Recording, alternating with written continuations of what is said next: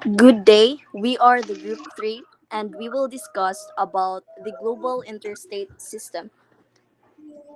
But before I will proceed to our topic, let me recall what is globalization. So globalization means that our world is becoming more and more connected. This includes trade, migration, technology, and even culture.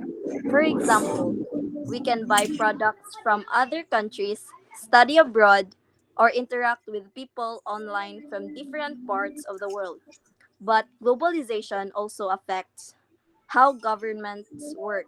They need to cooperate on issues like climate change, war, or pandemics. So, let's proceed na sa among topic. So here are the learning objectives.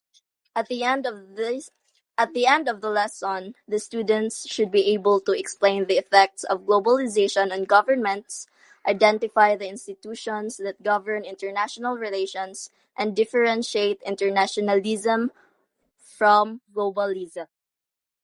So what is global interstate system?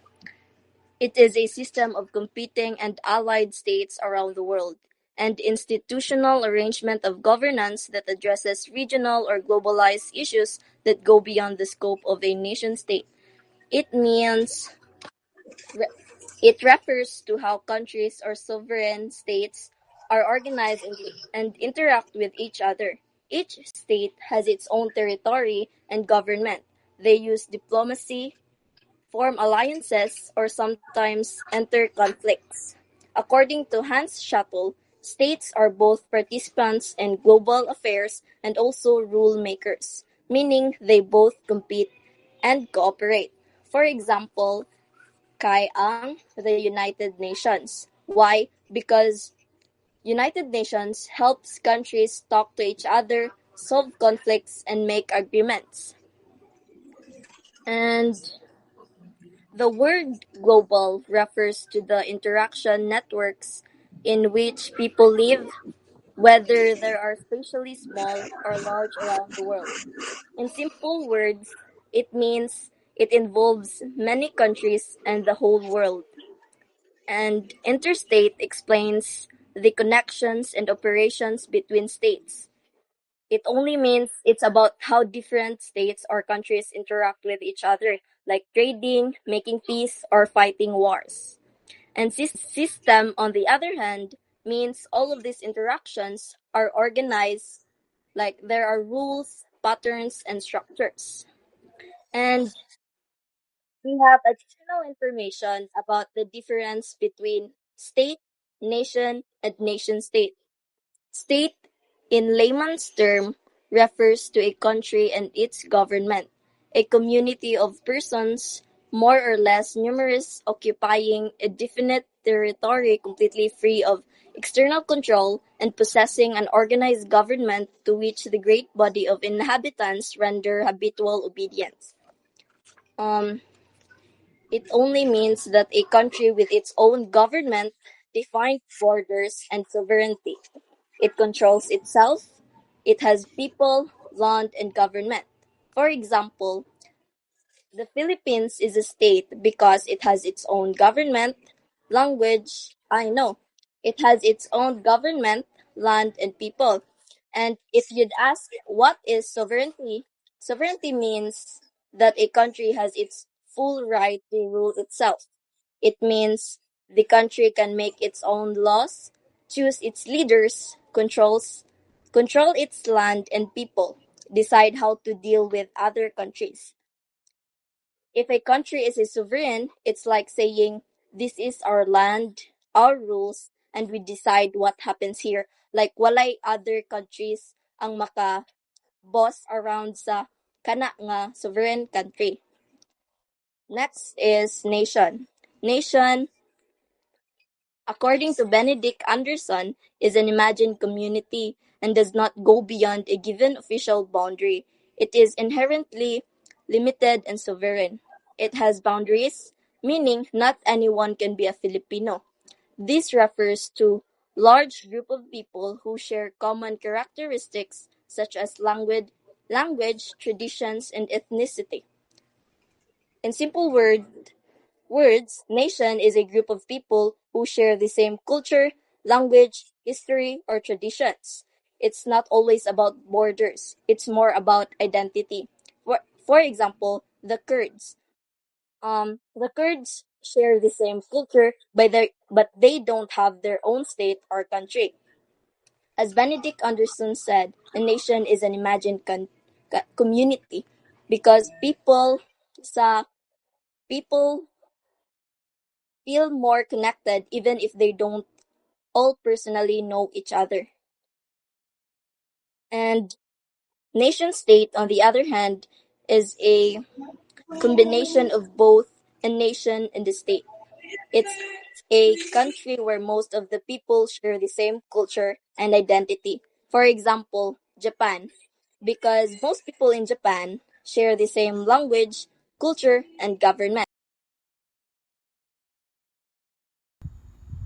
Interstate system that is happening to the world, there are effects of globalization in the government. According to Muhammad Abu Ghaz 2001, there are effects which is the positive effects and the negative effects that brought about globalization. First is communications. Communication has made communication faster and easier for governments. So with the help of modern technology like the internet, email and video conferencing, government officials can now exchange information instantly across the world. For example, during the COVID-19 pandemic, governments use online meetings and communication tools to coordinate health responses, share vaccine information, and also discuss safety guidelines. So, the World Health Organization, which is an international organization, played a big role during that time to help the countries stay connected and updated throughout the crisis. Next is education. It's the access of ideas and information from best libraries around the globe. So education has opened more opportunities, and education now have access to international teaching methods and partnerships with foreign university. This helps improve the quality of education and gives students and teachers the chance to learn from global experiences. For example, in the Philippines, the government works with international organizations like UNESCO and the Asian University Network, or also known as AUN, to offer scholarships and exchange programs. So these allow Filipino students to study abroad and bring back new knowledge and skills that help them improve the country's development and innovation. The third one is media coverage, awareness of issues on health, gender, environment, and inequality. So media coverage, media now very powerful because we are now aware with the issues not just in our communities, but for the whole Philippines or our nation or your country as a whole, or even parts of the globe or even from outside of the country. So globalization has also made a huge difference in media coverage and how governments share information. Because of global news networks and social media, government announcements and events can reach people quickly, no matter where they are. So we can know what are their status regarding with health issues, gender environment, or inequality. So this allowed people to see how governments were working together to solve global issues like climate change and economic recovery. So today, governments also use social media platforms like Facebook, X, formerly Twitter, and YouTube to share updates, press briefings, and public announcements in real time. Next is culture. Clear and deeper understanding of the different communities that leads to sympathy and demonstration with one another. So globalization has helped cultures connect and influence one another. So this allows the government to promote understanding, respect, and appreciation for diversity. So when different cultures come together, it creates a more open-minded society and helps government make inclusive policies that respect everyone's background. So we tend to empathetic and we tend to be sympathetic on others' culture because like media coverage, we are become aware with it aware with each other's culture and heritage, right? So that is a better understanding of that culture. Next is resources. Growing interdependence among countries as countries need natural and human resources and capital. So globalization allows government to access international resources like funding, technology, and expertise. So this helps them improve public services, build infrastructure, and develop their economies. So we become growing, take not resources. I mean, take not resources comes from different countries. Therefore, we become interdependent. We rely from other countries like us, Philippines, like the raw materials, which is the periphery we give, and how is it transformed from the periphery to semi-periphery and to the core so that are resources. And lastly is competition. Global and local corporations improve their products and services to compete globally. Globalization also encourages healthy competition among countries. It pushes government to improve their system, services, and laws to attract investors and create a better environment for business and citizens. So we improve their other unique design like our simple box, our simple pens, and our simple fonts. We tend to improve and create this one so that we could compete globally with the global competition. So the global competition becomes high, so therefore our economy becomes more active and driven towards the betterment of each countries and states. So those were positive effects. So now let's move on to the negative effect. However, Gasly also identified negative effects. First is the culture. So culture change to culture and language wipes out and reshapes sense of identity of many individuals, especially the migrants. Globalization often causes the blending or loss of traditional cultures. As foreign media, fashion, and lifestyle spread, local customs and traditions can be overshadowed. So we tend to change our identity just like our language, as Gasly identified that language as being one of the indicators that the negative effects have changed the culture, like we change our identity because of our foreign influence, like our fashion today. Here in the Philippines, we tend to change our fashion because we tend to adopt from the Western fashion or even on the Korean fashion because that's a trend now and that's the effect of globalization, the vanishing of one culture of a country. So the next one is developing countries. Corporations have tendency to cause damage to the environment, the global village instead of global village, widens a gulf between the rich and the poor. Globalization tends to benefit developed nations more than developing ones. Rich countries often control global trade, technology, and industries, leaving poorer countries dependent and vulnerable. So if we could still recall that Canada dumped their garbages here in our country happened in between 2013 and 2014. That's the side of how their developed countries try to bully us. They tend to pillage our own countries instead of creating global village. It widens the gap between the rich and poor. Yes, we all know that there is a positive effects of globalization. However, the rich becomes richer and the poor becomes poorer if it don't strive as a nation. That's why it's widened the gap. The next one is religion. Religious values lose their influence on people's behavior due to the promotion of pure secular values. Globalization can also weaken the influence of religion in some societies. As people are exposed to different beliefs and secular ideas, traditional religious practices may decline. So government also sometimes face difficulty balancing modern laws with religious traditions, especially in conservative nations. Like, for example, in some Middle Eastern countries, the rise of Western culture and values through media has caused tension between modern lifestyles and traditional religious beliefs. So, that's why religion as part of the culture tends to become not visible because we tend to adapt with other liberation thoughts. And the next one is morals. People wasting a lot of time on the internet for unnecessary purposes. Due to lack of parental guidance, a lot of criminalities have emerged in the present time. So the spread of global media and technology has exposed people to a wide range of lifestyles and values. While this promotes openness, it can also lead to moral confusion, especially among the youth. For example, with social media's global reach, many young people adopt behaviors and attitudes seen online, which may conflict with their country's moral or social values. So, moral stands because we advance ourselves family. We tend to vanish the family system and criminalities arise when these kids or I mean these youth are not been guided or even been taught of what is right and wrong. So the next one is international politics. Countries are individualistic and tries to defend their own national interests globally. Globalization has made international politics more complicated, so governments now have to consider global issues and foreign influences when making decisions. Smaller or less powerful nations can be pressured by stronger countries or international organizations to follow certain policies even if they conflict with local interests. So for example, smaller countries sometimes face diplomatic pressure to support policies made by powerful nations or groups like the United Nations or the European Union.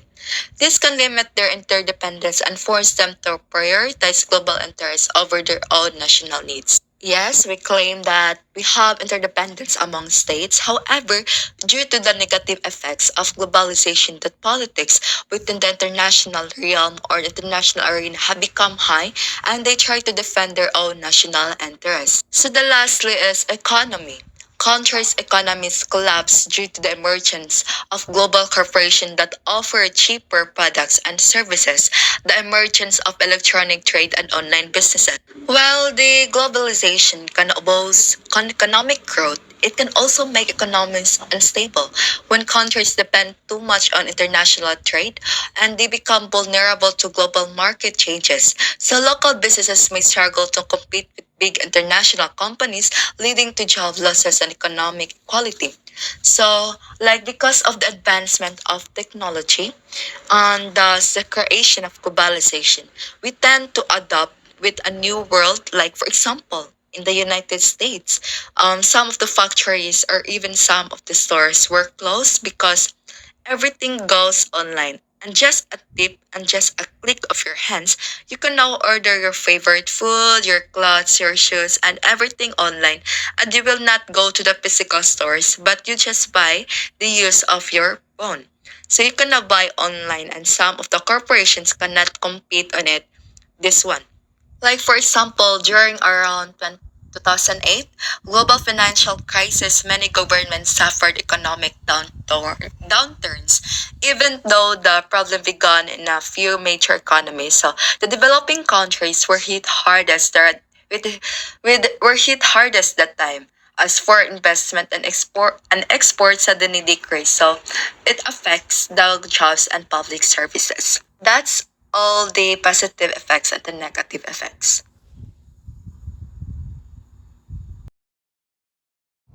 Globalization's impact. Globalization has increased the interconnectedness of nations, leading to the need for governance structures that go beyond individual nation states. Limitations of nation states. Nation states alone cannot effectively address global issues like climate change, cybercrime, and financial crisis. Role of non-state actors. Non-state actors such as international organizations, NGOs, and multinational corporations play a crucial role in global governance. Emphasis on collaboration. Effective global governance requires collaboration between nation states and non-state actors to address complex transnational challenges. Scholars like Drysack 2012 and Castells 2008 highlight the increasing importance of non-state actors in governing global issues.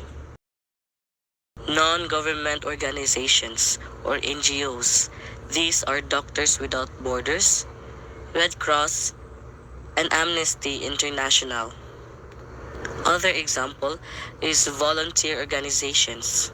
These are Habitat for Humanity, local community cleanup groups. Another example is interest groups.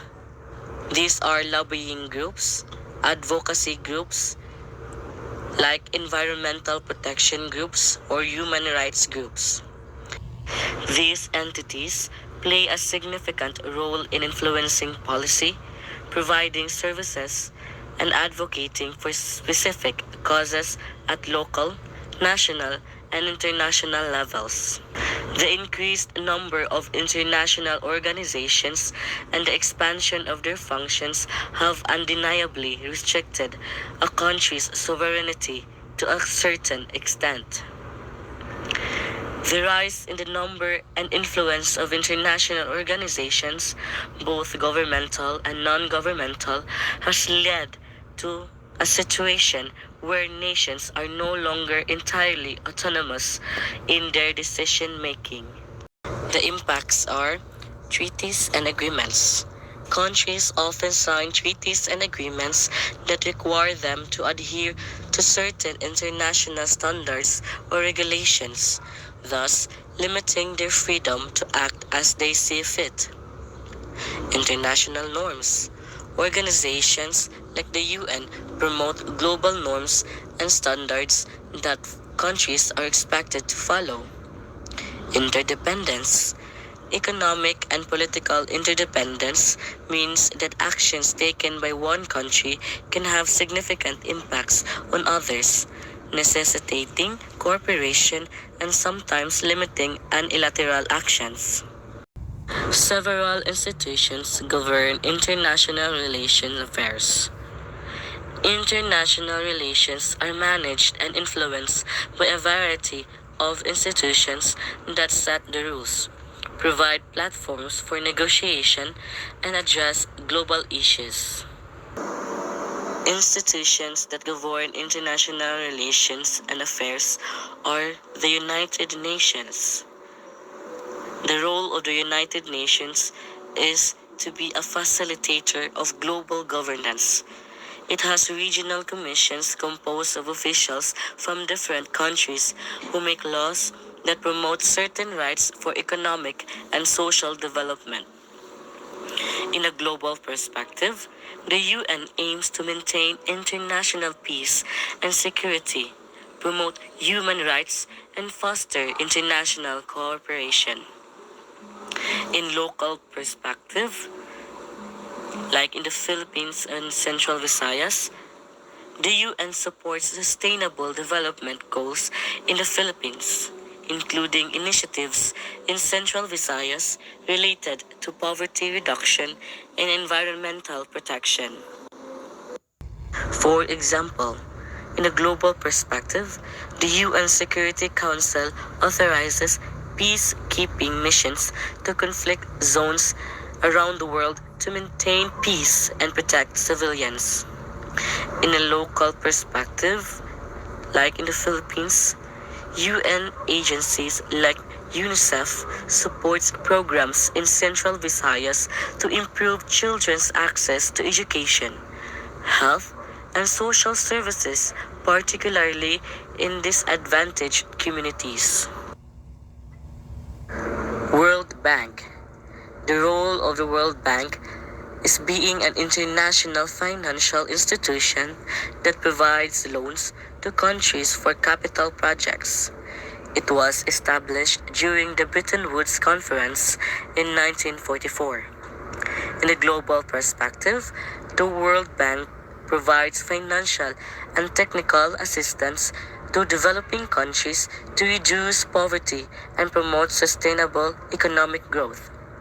In local perspective, the World Bank funds infrastructure projects in the Philippines, including those in Central Visayas that improve transportation, water supply, and energy infrastructure.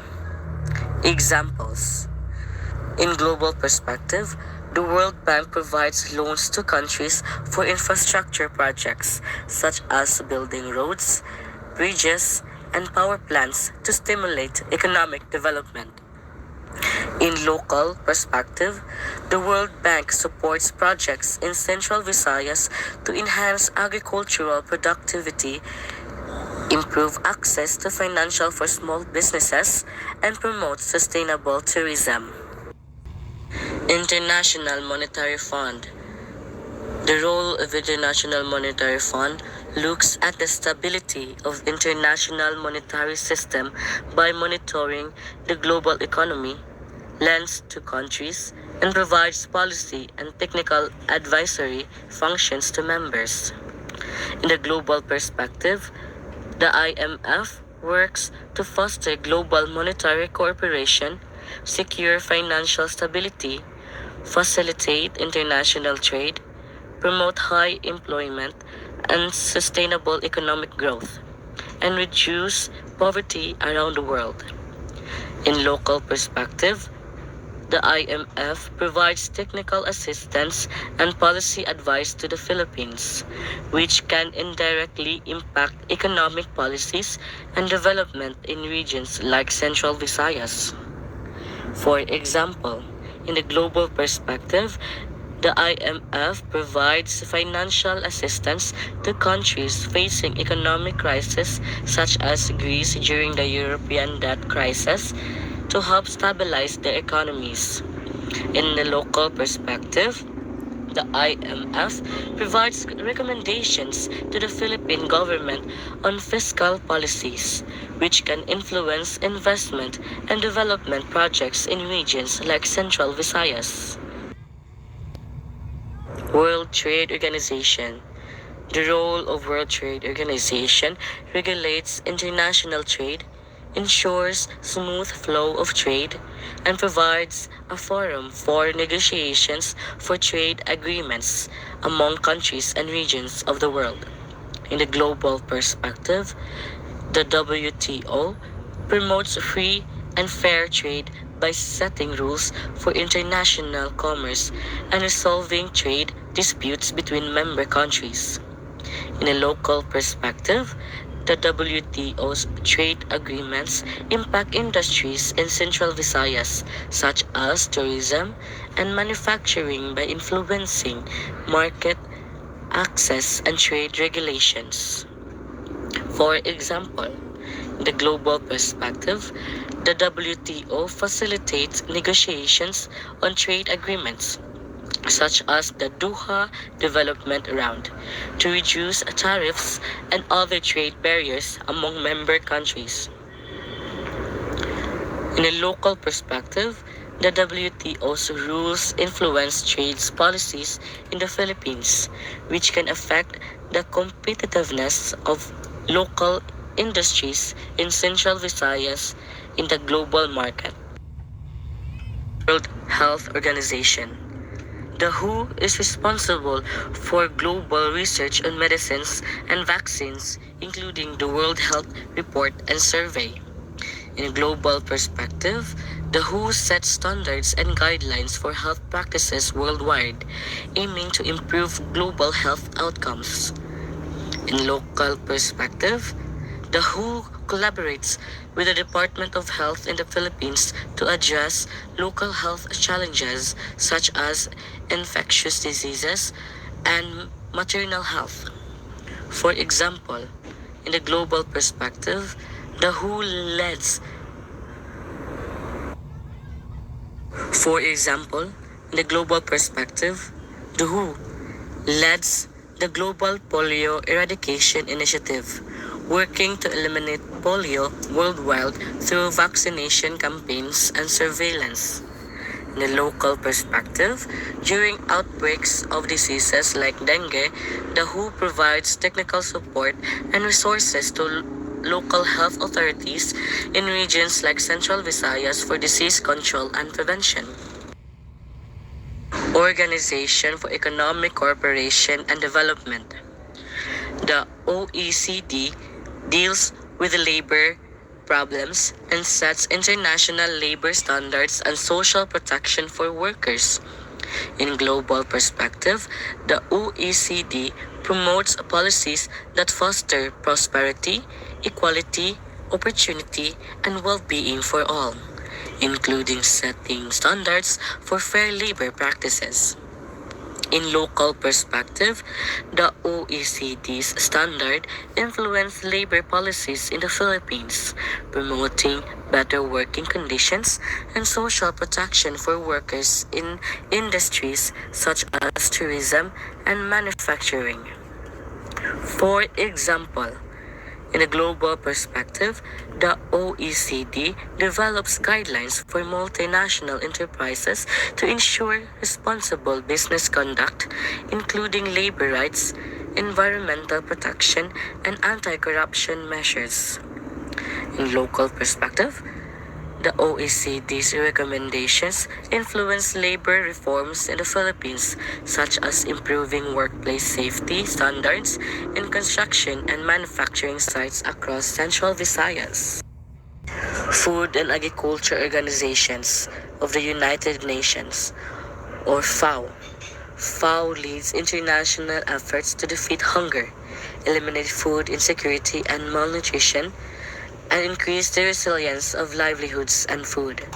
In a global perspective, the FAO promotes sustainable agricultural practices, improves nutrition, and works to ensure food security for all. In a local perspective, the FAO supports agricultural development and food security initiatives in the Philippines, including projects in Central Visayas to improve farming techniques and reduce post-harvest losses. For example, in a global perspective, the FAO implements programs to promote climate-smart agriculture, helping farmers adapt to climate change and increase food production sustainably. In local perspective, the FAO provides technical assistance to farmers in Central Visayas on crop diversification, water management, and pest control to enhance agricultural productivity. UNESCO, or United Nations Educational, Scientific, and Cultural Organization, contributes to peace and security by promoting international collaboration through educational, scientific, and cultural reforms. In the global perspective, UNESCO promotes education for all, protects cultural heritage sites, and supports scientific research and innovation. In a local perspective, UNESCO designates cultural heritage sites in the Philippines, such as the Baroque churches, and supports educational programs in regions like Central Visayas.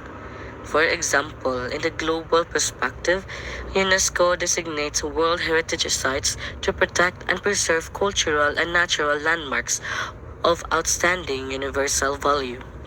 In a local perspective, UNESCO supports programs in Central Visayas to promote cultural preservation, enhance the quality of education, and foster scientific research. So, globalism and internationalism may sound the same, but they are actually different. So, today we are going to differentiate the globalism versus the internationalism.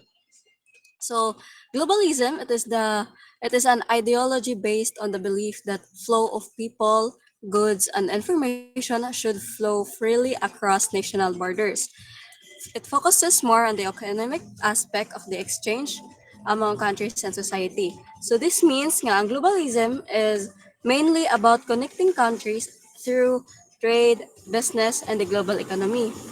So ang world market kay nag-link siya together para mo-allow sa mga people, goods, and information nga maka dali-dali ra o kanang free ra siya from one country to another. So it focuses on making the world work as one large economic system. So for example, ang Philippines mo palit og kanang mga sakyanan, gadgets og mga food products gikan sa lain countries like sa Japan, sa China, or sa US. That's an example of globalism in action. It shows how countries and exchange goods and money, helping their economies grow through international trade.